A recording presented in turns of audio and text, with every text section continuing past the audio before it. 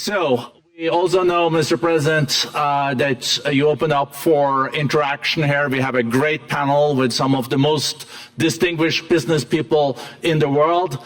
Let me start with someone that you know really well, that I think is almost a neighbor of you in Florida.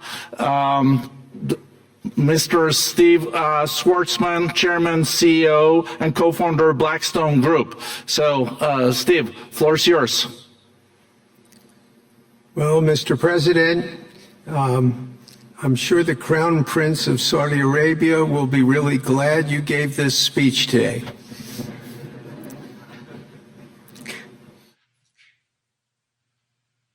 You've had the busiest 4 days that anybody can imagine, and congratulations for that. My question is about some of the things I've observed here at Davos. It's a terrific forum. I've met lots of people, as usual. I think I've been here 30 years. And a lot of the European business people have expressed enormous frustration with the regulatory regime in the EU, and they attribute slower growth rates here because of the numerous factors, but especially because of regulations. And you've taken a completely different approach in this area. And if you could explain the theory of what you're doing, how you're going to do it, and what you expect the outcome to be, I'd appreciate it. Well, thank you very much, and congratulations, Steve. You're a friend of mine, but on a great career. You have had an amazing career, and it continues. So I just want to congratulate you. Very inspirational to a lot of people. I want to talk about the EU, because you mentioned specifically that I've also had a lot of friends and leaders of countries. I've gotten to know them all my first term and a little bit during this period of 4 years, and know them well, like them a lot, but they're very frustrated because of the time everything seems to take to get approved, environmental impact statements for things that you shouldn't even have to do that, and many, many other ways that it takes.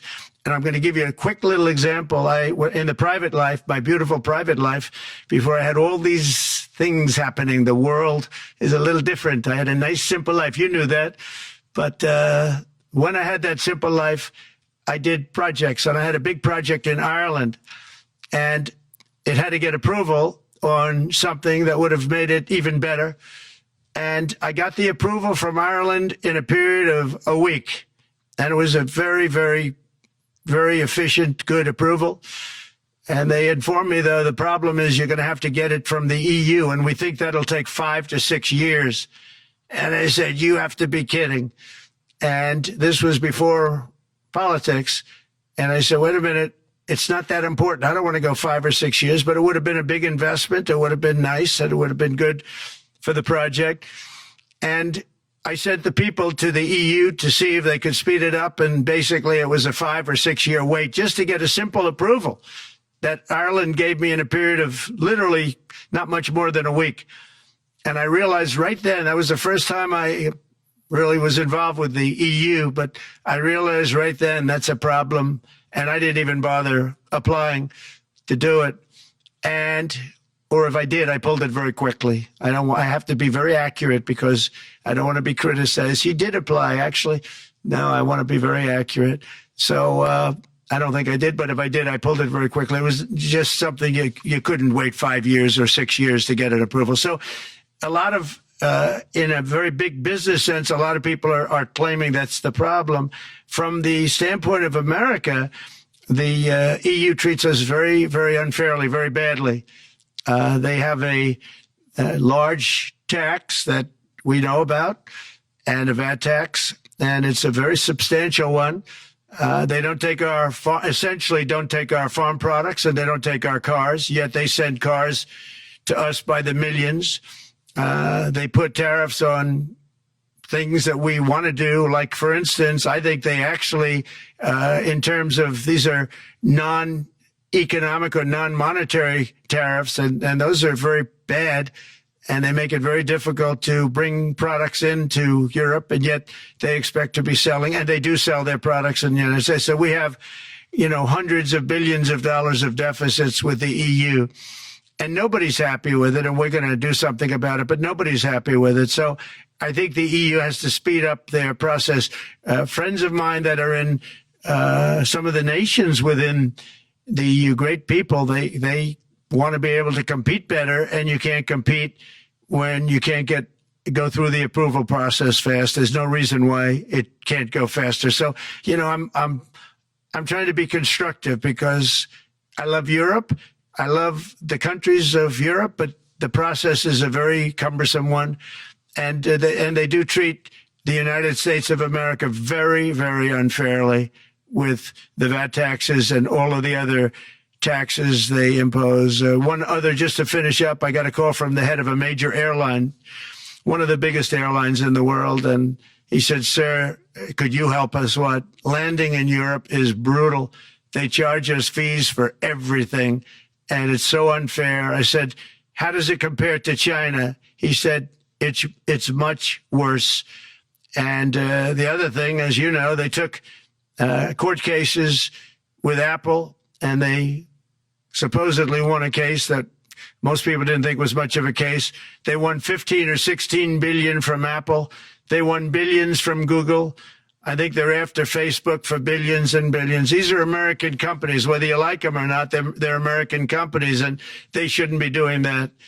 And that's, as far as I'm concerned, it's a form of taxation. So we have some very big complaints with the EU. Thank you. Thank you very much, Mr. President. We'll now go to one of your friends in the EU, Patrick Pouyanné. He's the chairman and CEO of Total Energies. I guess you have a question ready, Patrick, for the president. Mr. President, as we understand, energy is at the top of your agenda, and it's an honor for me to represent the energy industry tonight in this panel. Total Energies is indeed the fourth largest oil and gas and electricity company in the world. I will not ask you a question about the oil price. It's quite clear what you expect from us. I will go to gas more. And our company is the largest number one exporter LNG from the US company. We are a strong contributor to, and we invest in a mammoth LNG projects in Texas, $20 billion. It's far from 200, but it's $20 billion. And we contribute with that to security of supply to Europe, as we export this LNG to Europe. Some experts fear that if there are too many projects developed in the US on LNG, this could have an inflationary impact on the US domestic gas price. And they recommend a pause on these projects. I would ask you the following question. What are your views about such a pause on investments on LNG in the US? What would happen if you would observe an increased domestic gas price because of these exports? And final question, which is important for Europe, would you agree to guarantee security of supply of US LNG to Europe? Well, on the last part of your question, yes, I would. I would make sure that you get it. If we make a deal, we make a deal, you'll get it. Because a lot of people do have that problem. They make a deal and then it can't get supplied because of war-type problems and other problems. So we would absolutely do that. LNG is very interesting because when I took office for the first term, one of the first things I looked at was there were two very massive plants in Louisiana, a state that has been very good to me, won it by many, many points. And I felt strongly indebted to it, actually. And they said there are two plants that have been under environmental consideration for more than 10 years. And they were costing, as you say, you know how expensive those plants are, but they were costing like 12 billion and I think 14 or 15 billion, but they couldn't get their permits. They were in review for years, many, many years, like a decade or more. And I said, so ridiculous. I know so much about that because in the construction industry, I had to go through it too, but I got good at it after a while. But I saw the projects, and you're talking about a total investment of 25 to $30 billion, and it looked like it was going to end. They couldn't get their permits, and I got them done in less than a week. It was done, completed. In fact, when they called them to announce that it was done, the countries, largely countries, Japan was involved and another country and some very big investors, they couldn't believe it. They actually couldn't believe it. And I said, just do yourself one favor. Don't pay any consultants, because the only one that got it done was me. I got it done because it was the right thing to do for the U.S. and for the world, but the consultants had nothing to do with it. You know, the consultants go in and they say, give us millions of dollars because Trump did it. Nobody called me about it. I just heard it was a problem for years. And I got it done because it was the right thing to do for the U.S. and the right thing to do for beyond. It had to do with energy, very important. So I think it's very important. I think I disagree with one. I think the more that you do, the lower the price is going to go. And what I'd like to see is rapid approvals. We're going to give very rapid approvals in the United States, like with the AI plants, talking to many people want to build them. That's going to be a very big thing. We're going to build electric generating facilities. They are going to build. I'm going to get them the approval. Under emergency declaration, I can get the approvals done myself without having to go through years of waiting. And the big problem is we need double the energy we currently have in the United States. Can you imagine? For AI to really be as big as we want to have it, because it's a very competitive, it'll be very competitive with China and others. So I'm going to give emergency declarations so that they can start building them almost immediately. And I think it was largely my idea because nobody thought this was possible. It wasn't that they were not smart, because they're the smartest. But I told them that what I want you to do is build your electric generating plant right next to your plant as a separate building connected. And they said, wow, you're kidding. And I said, no, I'm not kidding. You don't have to hook into the grid, which is old and, could be taken out. If it's taken out, they wouldn't have any way to get any electricity. So we are going to allow them to go on a very rapid basis to build their plant, build the electric generating plant. They can fuel it with anything they want, and they may have coal as a backup, good, clean coal, If there were a problem with a pipe coming in, as an example, you're going with gas, oil or gas, and a pipe gets blown up or for some reason doesn't work, there are some companies in the U.S. that have coal sitting right by the plant so that if there's an emergency, they can go to that short-term basis and use our very clean coal. So that's something else that a lot of people didn't even know about, but nothing can destroy coal, not the weather, not a bomb, nothing. It might make it a little smaller, might make it a little different shape, but coal is very strong as a backup. It's a great backup to have that facility, and it wouldn't cost much more money. And we have more coal than anybody. We also have more oil and gas than anybody. So we're going to make it so that the plants will have their own electric generating facilities attached right to their plant. They don't have to worry about a utility. They don't have to worry about anything. And we're going to get very rapid approvals. Thank you. Thank you so much, Mr. President. We'll now go to another CEO that you know very well, Brian Moynihan, the CEO and Chair of Bank of America. Good afternoon, Mr. President, and congratulations, and obviously an eventful week for you and your family. If you remember 5 years ago, you came here and we walked among 150 CEOs from all over the world, and you engaged with them about your policies and your procedures. This year you're not here, and yet this week was eventful from the orders that you mentioned earlier, literally a wave of orders coming out on immigration, on trade, and many other matters.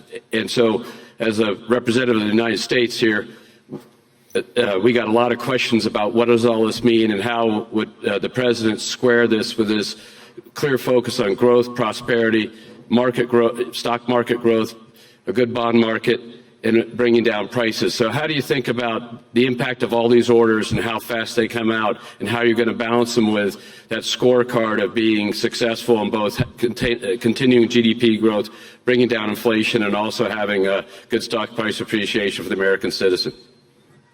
Well, I think it's going to actually bring down inflation. It's going to bring up jobs. We're going to have a lot of jobs. We're going to have a lot of companies moving in. You know, Brian, we're at 21%. It was at 40%, and I got it down to 21%, the corporate tax. And it was actually, if you look at state and city, it was in many cases much higher than 40%. I got it down to 21%. And now we're going to bring it down from 21 to 15% if, there's a big if you make your product in the U.S. So we're going to have the lowest, just about the lowest rate. It'll be, the 21 is on the low side worldwide. The 15 is about as low as it gets.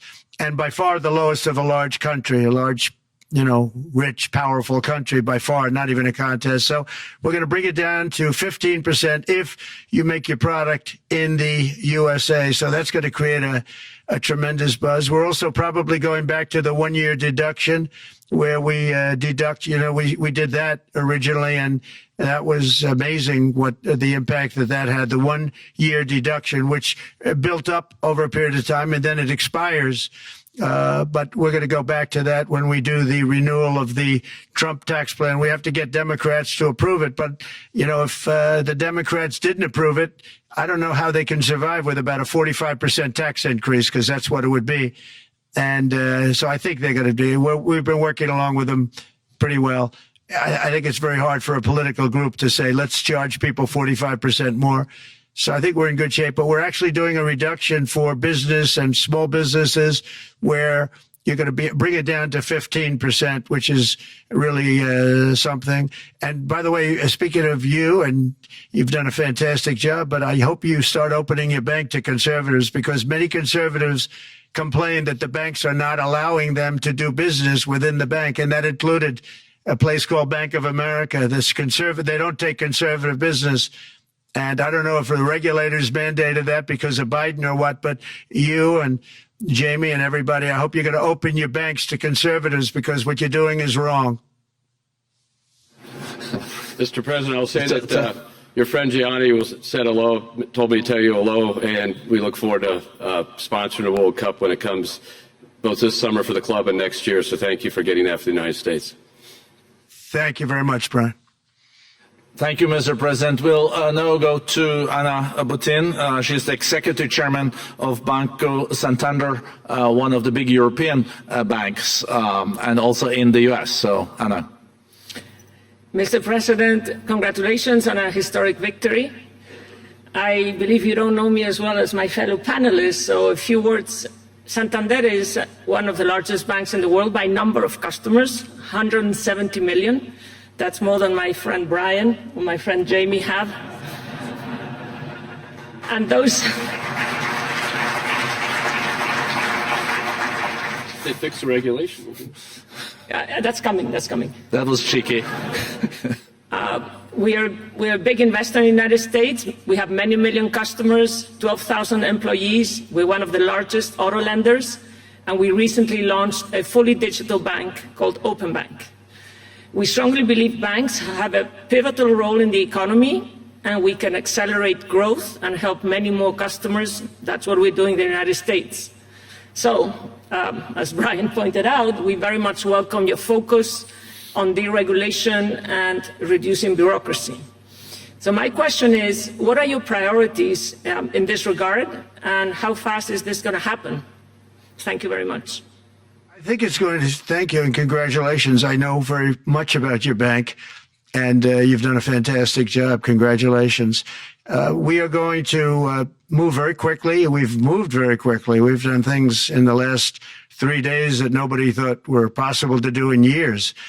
And it's all taking effect. It's going to have a huge impact on the economy, a huge positive impact. Money was being wasted on crazy things. I mean, the Green New Deal was such a total disgrace, how that was perpetrated. And it was conceived of by people that were average students, less than average students, I might add, and never even took a course in energy or the environment. It was just a game. Remember, the world was going to end in 12 years? Remember that? Well, the 12 years has come and gone. It was going to end. It was going to all foam into earth. But, you know, the time has come. These people, and they really scared the Democrats large. I can't say the Republicans. The Republicans maybe could have fought harder to stop it, but it's been a tremendous waste of money. You know, during my 4 years, we had the cleanest air, we had the cleanest water, and yet we had the most productive economy in the history of our country. We had the most productive economy until COVID came. We had the most productive in the history of our country by far. And actually, you can look worldwide. We were beating everybody from China to everybody else. So, and we think we really now, with what we have learned and all of the other things that have taken place, we think we can even far surpass that, actually far surpass it. But we do, one thing we're going to be demanding is we're going to be demanding respect from other nations. Canada, we have a tremendous deficit with Canada. We're not going to have that anymore. We can't do it. It's I don't know if it's good for them. As you probably know, I say you can always become a state. And if you're a state, we won't have a deficit. We won't have to tariff you, et cetera, et cetera. But Canada has been very tough to deal with over the years. And it's not fair that we should have a $200 billion or $250 billion deficit. We don't need them to make our cars, and they make a lot of them. We don't need their lumber because we have our own forests, et cetera, et cetera. We don't need their oil and gas. We have more than anybody. So, you know, just as an example, with Mexico, we're dealing with Mexico, I think, very well. And we're just, you know, we just want to be treated fairly with other nations, because there's hardly a nation in the world, and I blame this on us, and I blame it on politicians that, for some reason, probably mostly it's stupidity, but you could also say other reasons, but mostly stupidity. They've allowed other nations to take advantage of the U.S., and we can't allow that to happen anymore. You know, we have debt. It's a very small debt when you compare it to the value of the assets that we have, but we don't want to do that. We want to just have debt be obliterated, and we'll be able to do that fairly rapidly. And a lot of good things are going to happen. And honestly, good things are going to happen for the world, and good things are going to happen for the people that are dealing with us, allies and beyond allies. One thing very important, I really would like to be able to meet with President Putin soon and get that war ended. And that's not from the standpoint of economy or anything else. It's from the standpoint of millions of lives are being wasted. Beautiful young people are being shot in the battlefield. You know, the bullet, very flat land, as I said, and the bullet goes, there's no hiding. And a bullet, the only thing going to stop the bullet is a human body.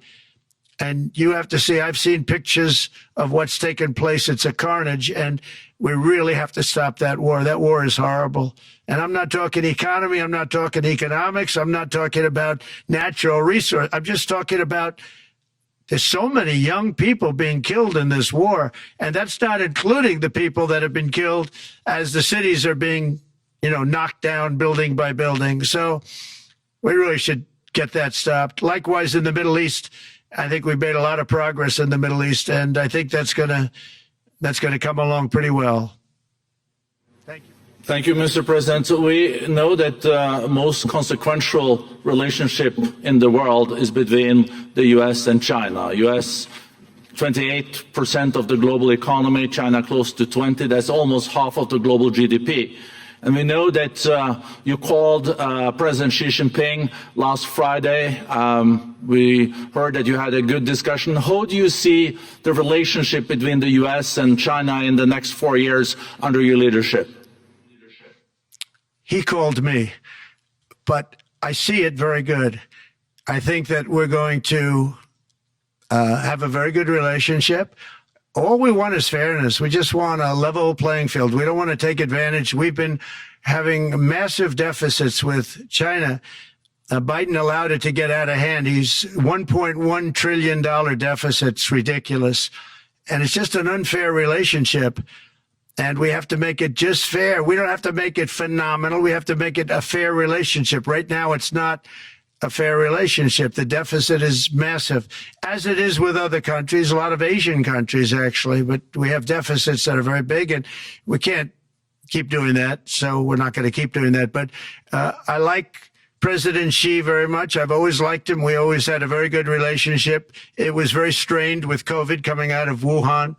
Obviously, that strained it. I'm sure it strained it with a lot of people, but that strained our relationship. But we always had a great relationship, I would say, and we look forward to doing very well with China and getting along with China. Hopefully, China can help us stop the war with, in particular, Russia, Ukraine, and they have a great deal of power over that situation. And we'll work with them. And I mentioned that during our phone conversation with President Xi, and hopefully we could work together and get that stopped.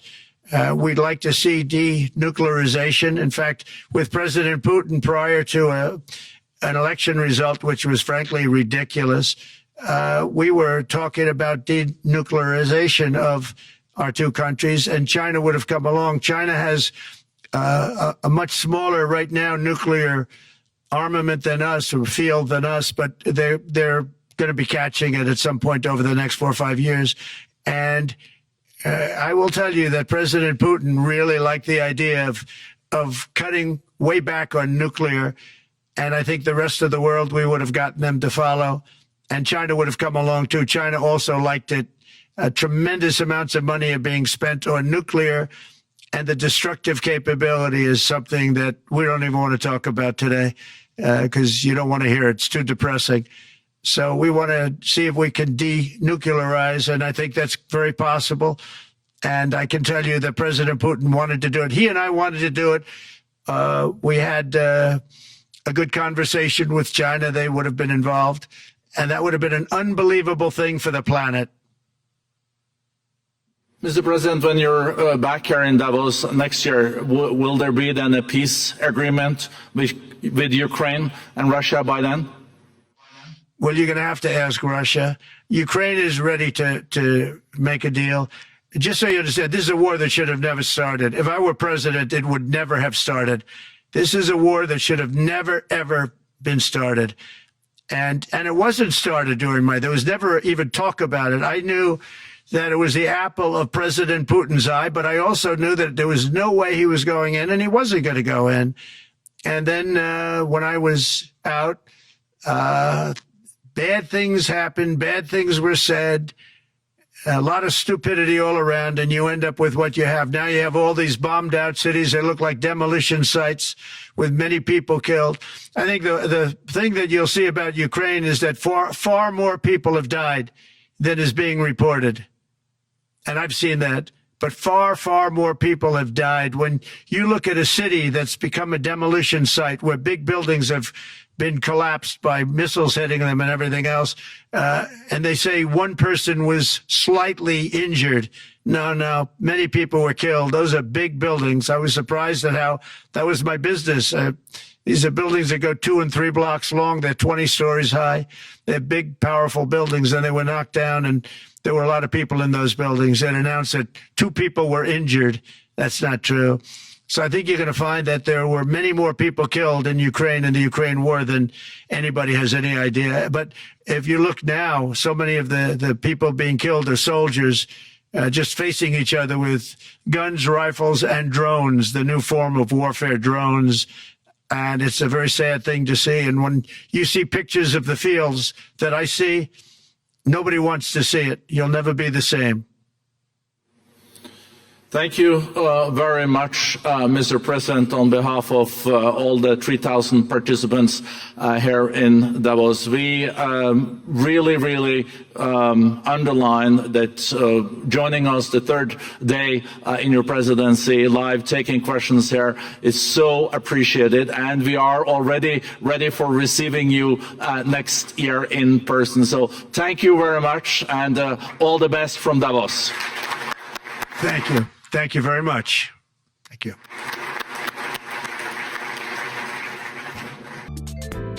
偷偷告诉大家，我最近发现了新法宝 Royal Face 逆时奇迹系列，它有活肤露、全效精华，还有精华霜。尤其我皮肤比较偏干，所以我非常的注重保湿。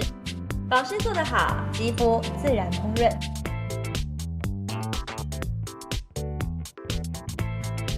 提亮肤色更年轻，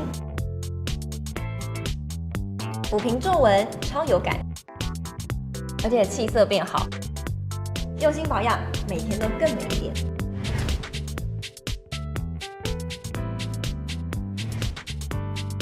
美吧。